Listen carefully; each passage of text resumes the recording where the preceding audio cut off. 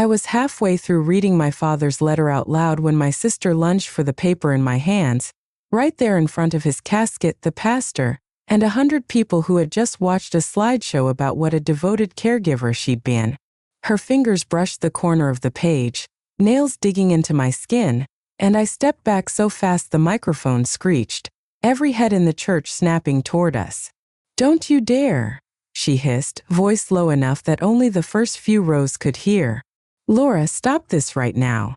I ignored her, my hands shaking so hard the paper rattled, and I kept reading, my voice sounding too loud and too small at the same time. "I'm sorry I let your mother and Megan convince me to change the will. You were always the steady one, the one I knew would be fine without my money, but that doesn't mean you don't deserve what I promised. It doesn't change how much I love you, Peanut." I paused on that word, Peanut, the nickname my father had used exactly twice in the last 30 years, but apparently still remembered when he was writing to me in the garage, dying and guilty. In the second pew, my mother's face went white, all the color draining like someone had pulled a sink plug. Megan's son, 16 and slouched in his suit, sat bolt upright, staring at his mother like he'd never seen her before. The pastor shifted uncomfortably behind me.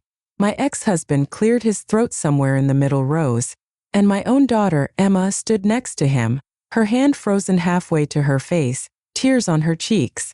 This was not how I'd planned to say goodbye to my father, but then again, my father hadn't planned to leave me with a single dollar and a scribbled apology hidden in his toolbox either.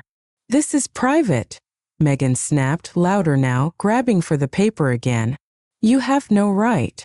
"Sit down, Megan," my Aunt Carol said sharply from the front row.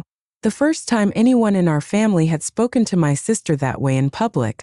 "If your father wrote it to her, she has every right." I swallowed, turned slightly away from Megan, and read the next line. "You've always been the one who saw me clearly, even when it hurt. I know you'll see through this too, even if it makes you hate me for a while. I just hope one day you can forgive me for being a coward." My voice cracked on the last word, coward, my father's own label for himself, not mine. There was a murmur in the room like a hive waking up, whispers rippling from pew to pew. "What is she reading? Is that from Dave? Did he change the will?" The little white church on Maple Street had seen its share of drama over the decades, but I'm pretty sure this was the first time someone had used the eulogy to expose an inheritance scam. "Laura, please," my mother said, her voice sharp and shaking, the way it used to sound when I had the nerve to contradict her at the dinner table. "This is not the time." I looked at her, really looked at her. At the perfectly set gray hair, the tasteful navy dress, the string of pearls my father had bought her for their 25th anniversary, the pearls he'd paid off over 12 months because he was too proud to carry credit card debt. She loved telling that story, the sacrifice, the romance. She never mentioned that 2 years later she'd pawned those same pearls to cover one of Megan's messes and then made him buy them back. "The time for this was before you talked him into cutting me out of his will," I said, my voice quiet but carrying in the stunned silence. "But nobody gave me that choice." For a second I thought she might deny it right there, in front of the pastor and the cousins and the neighbors from the block we'd grown up on. I saw the lie forming on her lips. But then she saw the paper in my hand, my father's shaky handwriting, and her shoulders slumped the tiniest bit. "Laura," the pastor said gently behind me, "perhaps—" "No," I said, surprising myself. "They've all heard Megan's version of the last 2 years, how she sacrificed everything to care for Dad, how I went off to my fancy city job, and left her to do the dirty work. They've watched a whole slideshow about it. They've listened to her speech about being his rock. They deserve to know what he told me when she wasn't in the room." A nervous laugh rippled through the back, the kind of sound people make when they know they're witnessing something they'll be talking about at Thanksgiving for the next decade. I took a breath, my chest tight, the edges of my vision shimmering, and forced myself to remember why I was doing this. Not for the house, not for the money, though God knows the money would have helped, but because for once in my life, I refused to let my family's version of reality go unchallenged while I quietly swallowed the truth and smiled. "Start at the beginning," my therapist had said when I showed her the letter. "If you decide to read it, don't just throw it like a grenade. Give it context, tell your story. I hated that she was right. I've hated that a lot over the last year, but right then, standing at the lectern with my father's casket 4 feet away, it felt like the only way through. Some of you know me, I said, forcing a smile that felt like it might crack my face. Some of you probably know me as Megan's older sister, or the one who moved away. But I'm also the one my father used to drive to the library every Saturday because he said I was the smart one, the one he promised when I was 12 years old that if I worked hard he'd make sure I could go to college anywhere I wanted, that he was saving for it. It was the first big promise anyone ever made me, and I believed him. I saw a few heads nod, old neighbors who'd known us when we were kids, people who remembered my father bragging about his brainy girl. Fewer of them remembered what happened to that college fund, but I did. I remembered everything. When you grow up as the designated responsible one, in a house built around someone else's needs, you learn early that the only person who will hold on to your story is you. If you don't, it gets rewritten in real time around you. I wish I could say they started cutting pieces of me away at 18 or 25, that there was a clean before and after, but the truth is it started much earlier. Long before wills and deeds and letters written in the garage. When I was 6 and Megan was 3, I learned the difference between how the world treated us. Dad worked at the GM plant back then. Long before downsizing and restructuring were words we heard on the news every night. He wore steel-toed boots and came home smelling like oil and hot metal. Mom stayed home, which is a polite way of saying she organized her life around whatever made sense to her that day. Some days she was the warm, laughing woman who baked cookies and sang along to the radio while she ironed, and some days she was a storm you could feel before you saw it. On the good days, we were her girls. On the bad days, I was this child, and Megan was my poor baby. When I brought home a picture from school, a careful crayon drawing of our house, Dad smiled and taped it to the fridge. "Look at that," he said. "You even got the number of windows right, Peanut." When Megan brought home a scribble that barely resembled a stick figure, Mom cried. "She's so creative, Dave, isn't she creative?" She taped it over mine. I wasn't jealous, not at 6. I was just confused. Why did Megan's messy joy earn applause when my careful effort earned a pat on the head and a reminder that nobody likes a show-off? By the time I was 12, the script was set. I got straight A's, did my chores, babysat for neighbors to save spending money. Megan bounced from hobby to hobby, quitting piano when the teacher asked her to practice, switching from soccer to cheerleading because the uniform is cuter. Every time she lost interest in something, Mom shrugged. "She's just finding herself." If I got anything less than an A, Mom sighed. "You're smarter than this, Laura. You're wasting your potential." She said it like a compliment and a threat. The first time Dad mentioned the college fund, we were in the driveway. He was under the Buick changing the oil, his legs sticking out from under the car. "Hand me the wrench, Peanut," he said. I did. He wiped his hands on a rag and said, "You keep doing what you're doing. I'm putting away a little each month just for you. Some CD thing at the credit union, boring as hell, but by the time you're 18, you'll have options I never did."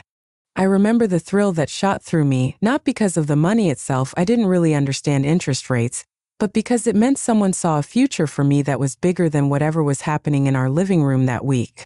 Mom didn't like the idea at first. "What about Megan?" she demanded one night when she thought we were asleep. "Why is everything for Laura?" "It's not everything," Dad said. "Megan can have a fun too if she wants to go. But right now she can't sit still through a half-hour TV show. You know she'll change her mind 100 times. This is for Laura because she knows what she wants." Mom sniffed. "You just like her because she's more like you," she said. The next day she made a big production of taking Megan to the mall, just the two of us. No explanation, just the message loud and clear that in our house, any attention had to be balanced by something else or Mom's scales would tilt and someone would pay.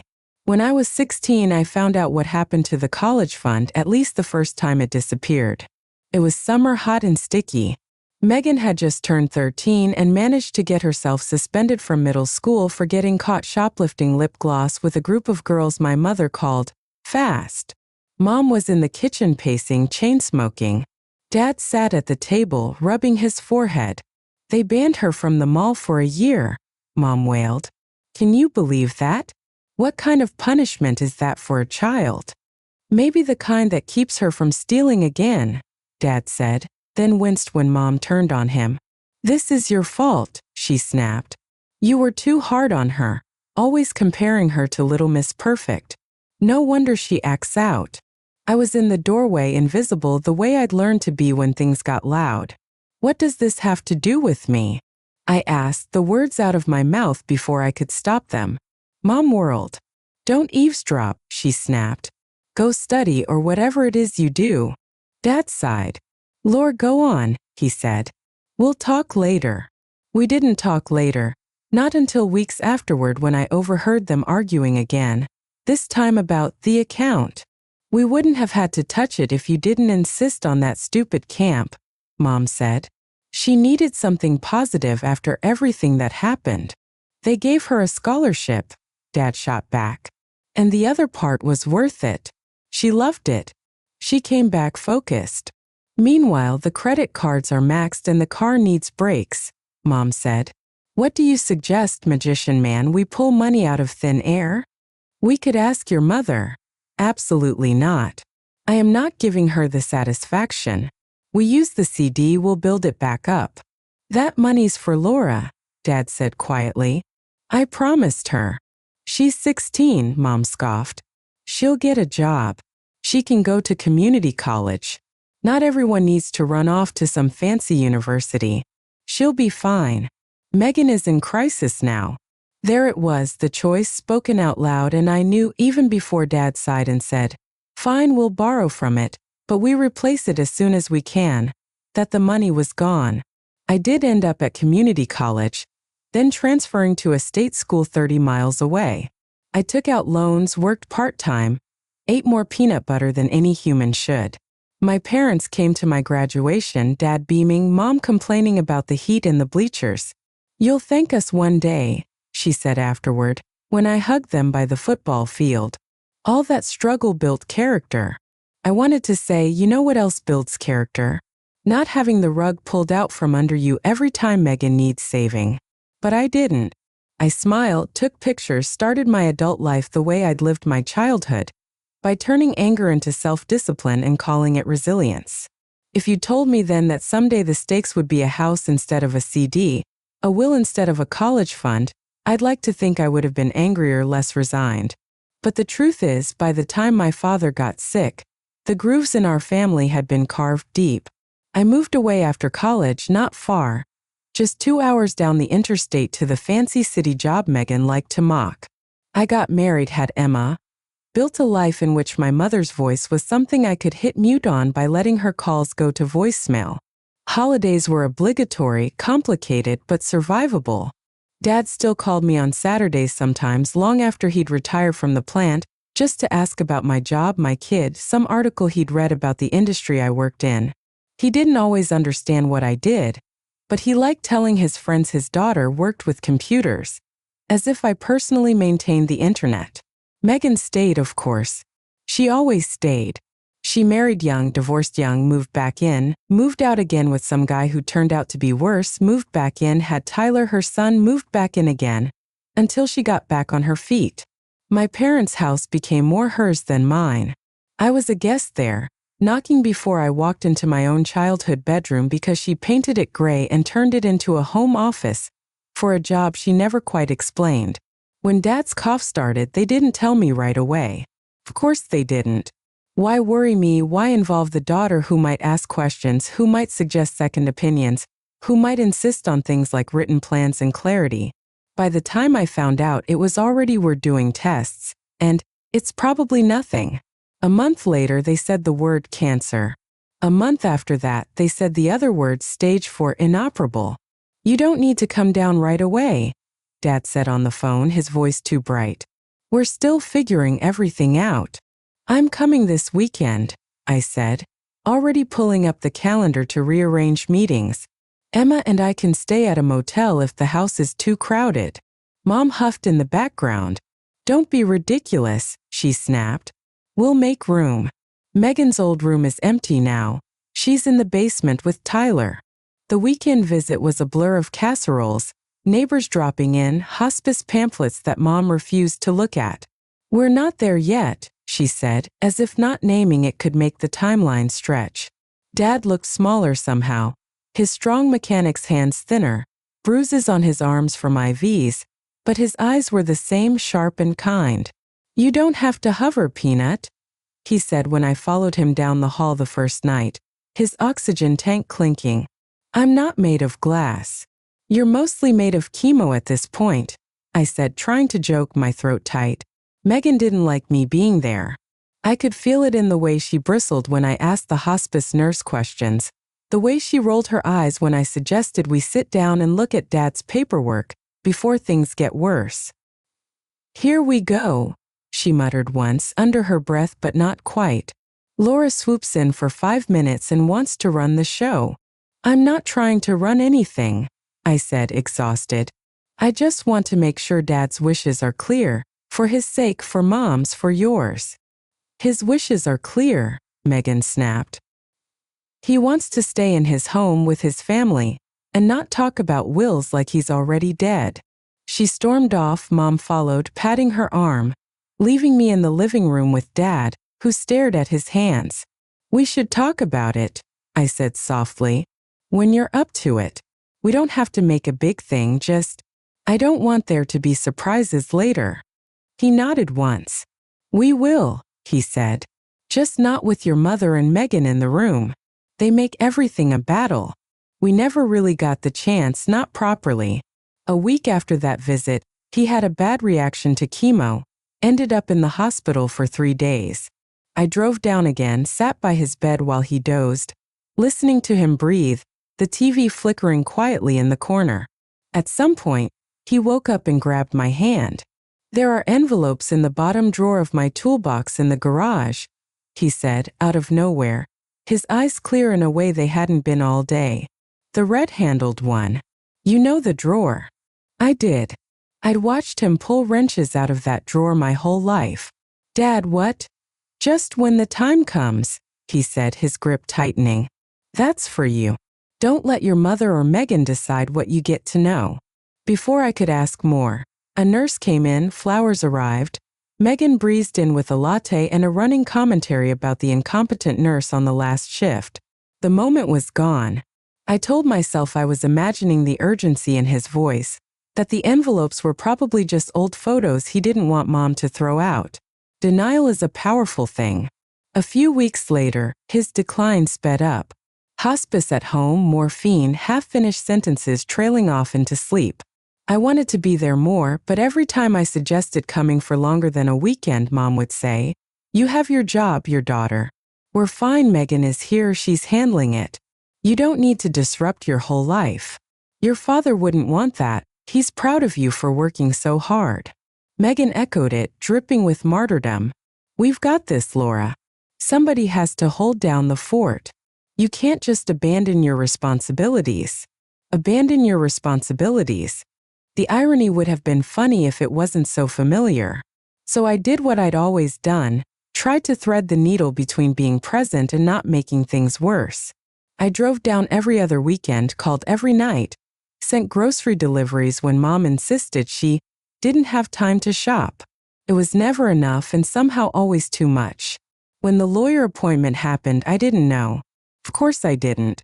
It was just easier with the people who are actually here, Mom said later when I asked. You're busy, Laura. We weren't going to drag you into paperwork on your one day off. Easy. That was always the justification. What's easiest in the moment, what avoids, postpones, or hands off the discomfort. It wasn't until after he died, until after the funeral home, the obituary draft, the casseroles starting to pile up on the counter, that anyone mentioned the will. We should do this quickly, Megan said, 2 days before the funeral, standing in the kitchen with a mug of coffee she hadn't made. Get everything squared away before people start asking questions. The lawyer's office smelled like old books and lemon cleaner.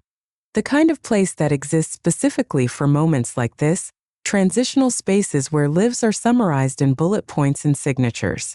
Mom, Megan, and I sat in a row. The lawyer, Mr. Jeffries, gray-haired and grave, sat behind his desk. The man had known our family for years.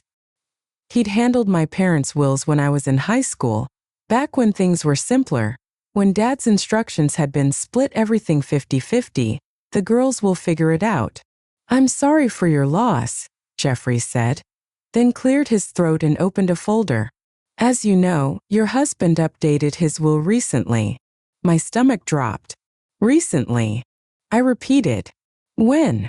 About 2 months ago, he said, avoiding my eyes.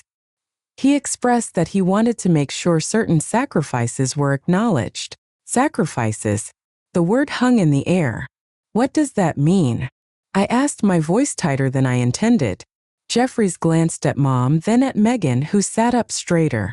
Your father left the house, the retirement accounts, and the life insurance policy to your sister, he said, with the understanding that she will continue to provide support for your mother and your nephew.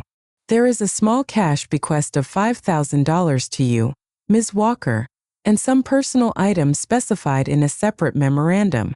The room tilted, the hum of the air conditioner suddenly loud. 5,000, I repeated, like if I said it enough times it would turn into something else, and some personal items. Mom jumped in too quickly. Your father knew you're doing well, Laura, she said. You have your career, your own house, your own family. Megan has been here, she's given up so much to take care of him and me. It only makes sense. This is about need, not love.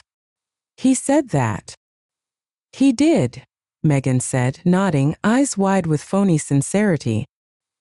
He said you'd understand, that you always land on your feet, that I don't. She even made her voice wobble at the end, as if the idea of her own incompetence made her sad. Not that it had ever stopped her from leaning into it. This doesn't sound like him, I said, looking at Jeffries, who suddenly found a smudge on his glasses very interesting. He always said everything would be split equally. He told me that my whole life. He literally said it to me in the hospital. People change their minds, Jeffries said, not unkindly but with the weary tone of someone who has seen this play out 100 times. Especially when illness shifts the family dynamic. He was very clear when he came in. He wanted to recognize the care he was receiving, care she was being paid for by his Social Security and my mother's guilt. I snapped, the words out before I could stop them. Mom gasped, Megan's face hardened. Laura, Mom said, how dare you? Megan's eyes flashed. You weren't here. You don't get to judge, she hissed. You swoop in on weekends and act like you know what it's like to bathe him, to clean up after him, to sit up all night listening to him struggle to breathe. You don't. You just don't. The thing is, she wasn't wrong about the burden of caregiving. It's heavy, grueling, unglamorous, and she did do some of it. She also complained about it constantly, posted selfie after selfie on Facebook about putting my life on hold for Dad, accepted meal after meal from kind church ladies who thought she was a saint, and refused every offer of help that didn't come with public admiration. Complex truths are hard to hold when your heart is breaking, and you've just been told your father left you less than he spent on the pickup truck he bought your sister's ex-husband once. Did he sign it willingly? I asked Jeffries, my voice shaking. Was he all there? He bristled. I wouldn't have notarized it if I didn't believe he had capacity, he said. He was tired, yes, and thinner, but he was aware of what he was doing. He was insistent, in fact.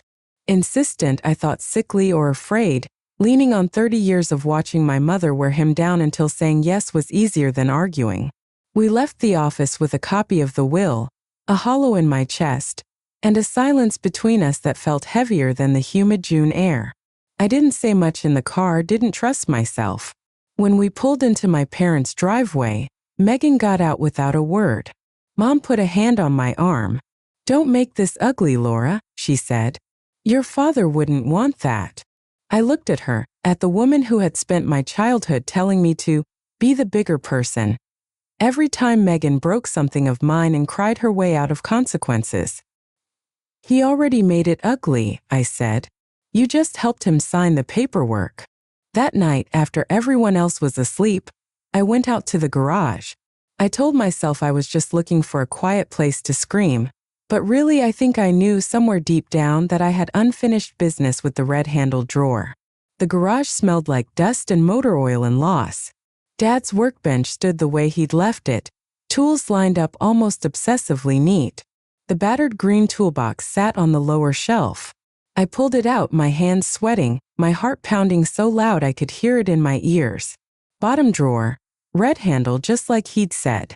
I tugged it open, wrenches glinting in the low light, socket sets in their plastic rails, and at the back a white envelope, my name on it in his shaky handwriting.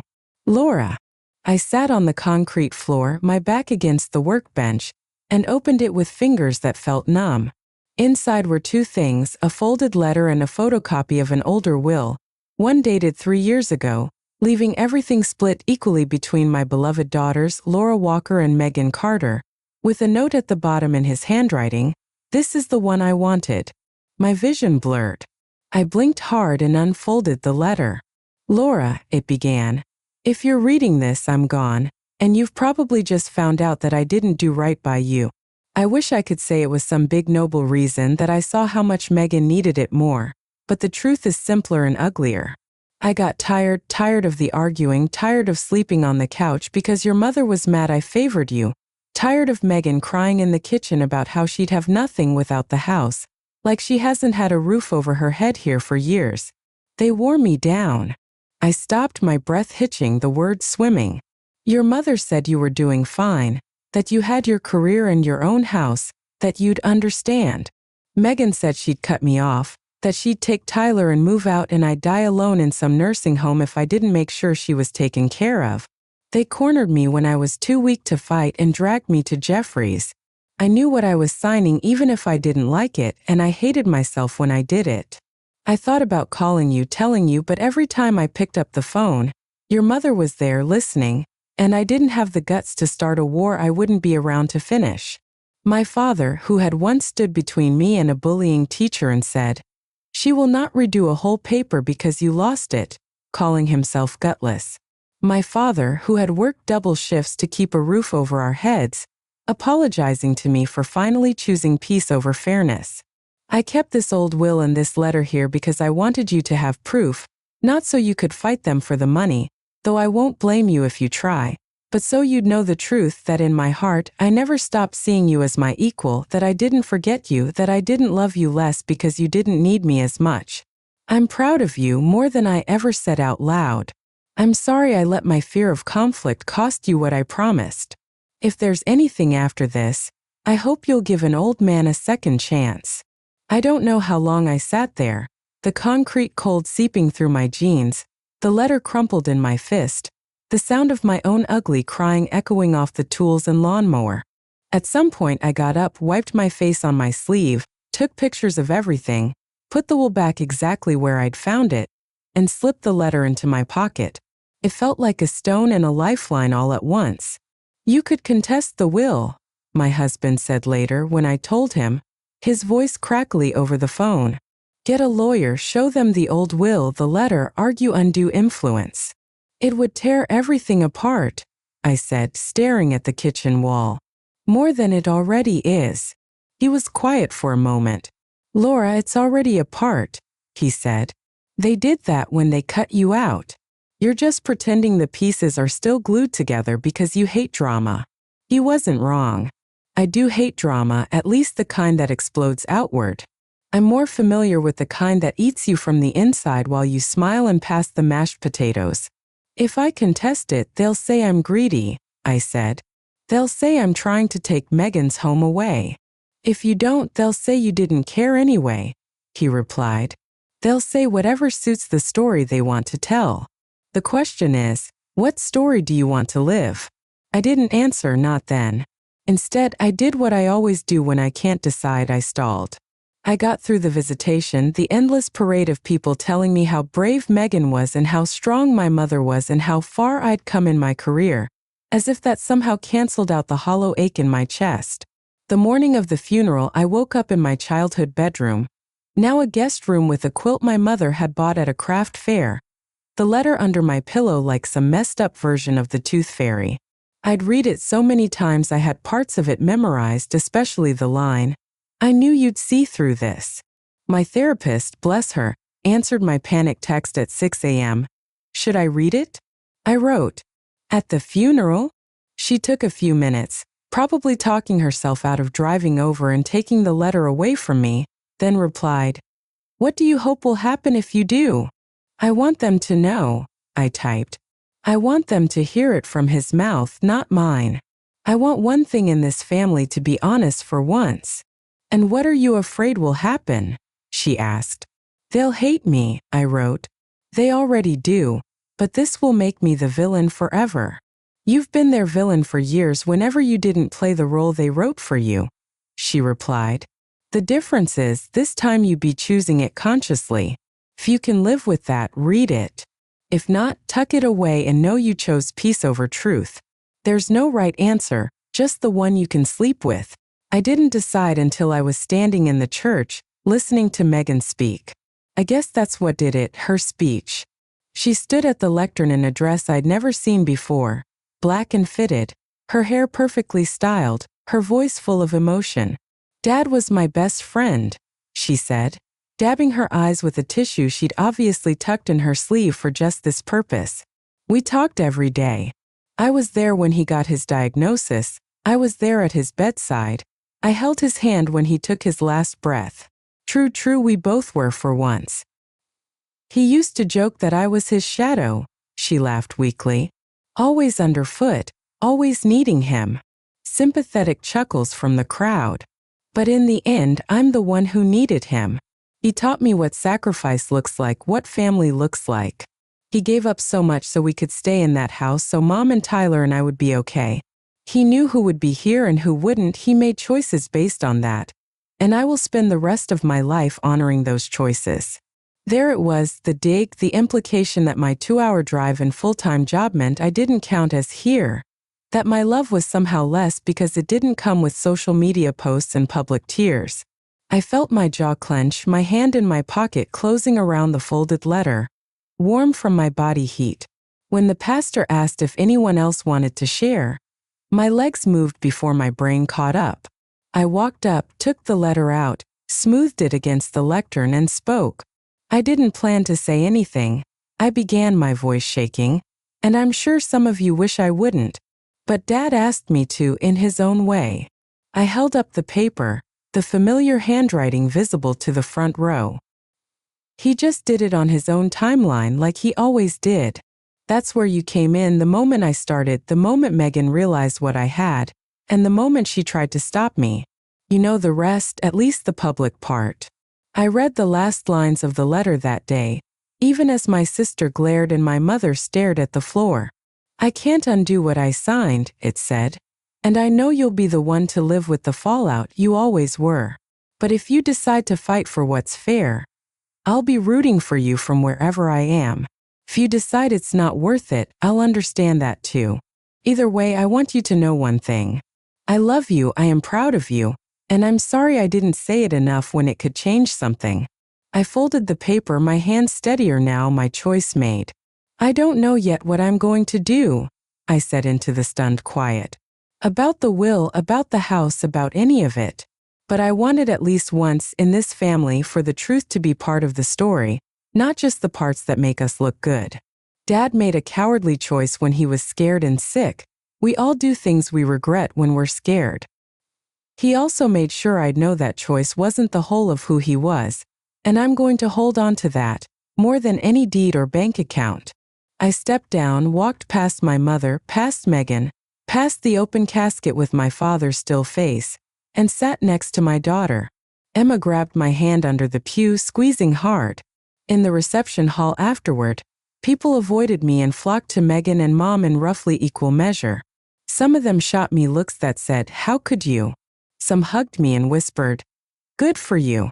My Aunt Carol pulled me into the kitchen, away from the potato salad and funeral ham. "He told me he wasn't happy about the changes," she said, eyes bright. "Your dad last Thanksgiving. He said, 'Carol, I feel like I'm choosing which kid I love more, and that ain't right.' I told him to change it back, but he said he was too tired to fight. I'm glad you read it, honey. He'd be glad too, even if he'd be mortified about the scene. We laughed through our tears because of course he would. My father, the original conflict avoider, would hate that his secrets were aired between the deviled eggs and the coffee urns. That afternoon, after most people had left, Megan cornered me by the coat rack, her eyes red, not from crying but from anger. You just couldn't help yourself, could you? She spat. Had to make everything about you even today. I stared at her, too tired for the usual dance. He made it about me when he wrote the letter, I said. He made it about you when he let you bully him into changing the will. I just read what he wrote. You're jealous, she said, her voice rising. You always have been. Dad loved me more, he trusted me more. That's why he left me the house, because he knew I'd take care of it, of Mom, of Tyler. You've never taken care of anyone but yourself. I almost laughed at the audacity, but there was no humor left in me. If he trusted you so much, why did he hide the old will from you? I asked quietly. Why didn't he write that letter to you too? She flinched just a flicker, but I saw it. He was confused, she said. Sick, not in his right mind. You're really going to throw away whatever relationship we have left over some paperwork. You did that when you took advantage of him, I said. I'm just deciding whether to let you keep the spoils. I walked away before she could answer. Later, when I talked to a new lawyer, one who wasn't half in love with my mother's pies and my sister's theatrics, he laid it out bluntly. You have a case for undue influence, he said. The timing, his illness, the dramatic shift from an equal will to one heavily favoring the child who lives with him, coupled with the letter and the old will. It's not a slam dunk. Nothing in probate is, but it's winnable. How much will it cost? I asked. Financially, emotionally. He shrugged. Financially, 20 to 30 grand if it drags. Maybe more if your sister fights dirty. Emotionally, he paused. You already know the answer to that. It will be painful, public, and you will be painted as the greedy daughter going after the poor caregiver. Even if you win, you might lose whatever thin thread is left between you and your mother. Your sister is gone either way. I went home, made a spreadsheet, because that's what I do when feelings threaten to swallow me. I listed pros and cons, numbers, timelines, impact on Emma, on my work, on my own mental health. In the end, I couldn't do it, not the full scorched earth route. Maybe that makes me a coward too. Maybe it makes me my father's daughter. We settled quietly. When I told Mom and Megan I was considering contesting, when I showed them the lawyer's preliminary opinion, the color drained from Megan's face. You wouldn't, she said. You dragged Dad's name through the mud. He did that when he signed that paper, I said. I'd be dragging yours. We negotiated for weeks, voices low, tempers high. In the end, Megan refinanced the house, took out a loan, and bought out what would have been my half of the equity if the original will had stood. I got less than I would have won in court probably, but more than the $5,000 they thought I'd be grateful for. Mom called me a vulture more than once, then cried and asked why I was doing this to your sister, as if my insistence on not being completely erased was some cruel prank. We haven't really spoken since the paperwork was signed. Emma still sees them occasionally, holidays, supervised visits of a different kind. She's 18 now, old enough to see the cracks herself. Grandma says you always thought you were better than them, she told me once, eyebrow raised. I told her maybe you just weren't willing to set yourself on fire to keep everybody else warm. I laughed, surprised and a little choked up. When did you get so wise? I asked. When I watched you finally stop apologizing for existing, she said. There are nights I lie in my own house, the one I bought on my own credit, with my own income, the one that exists because I refuse to let my father's fear and my sister's entitlement define my worth, and I think about that letter, the way his hand shook on the paper, the way he tried, too late, to make amends. I'm still angry with him. Anger and love can coexist, no matter what Hallmark says. I'm angry he didn't stand up to them when it counted, that he made me the bad guy for cleaning up his mess. I'm also grateful he at least had enough courage to leave me the truth, even if he didn't leave me the house. People online love to say, it's just money, just stuff. But when that stuff is built out of your childhood, your sacrifices, your promises, it's more than that. It's a measure of whose needs were considered, whose were assumed, whose were taken for granted. So here's where I land most days. I don't regret reading the letter at the funeral. I don't regret blowing up the illusion that my sister was some selfless angel and my mother some tragic widow blindsided by a cruel old man. The illusion never protected me, it just kept me quiet. What I do wrestle with is the cost, the permanent fracture, the fact that there is now no version of my family that exists outside that moment. I'm the one who humiliated them in public. They're the ones who stole something that was supposed to be mine. We're all living with those roles now, maybe for the rest of our lives. So I'll ask you what I keep asking myself in the middle of the night, when the house is quiet and my father's words echo louder than ever.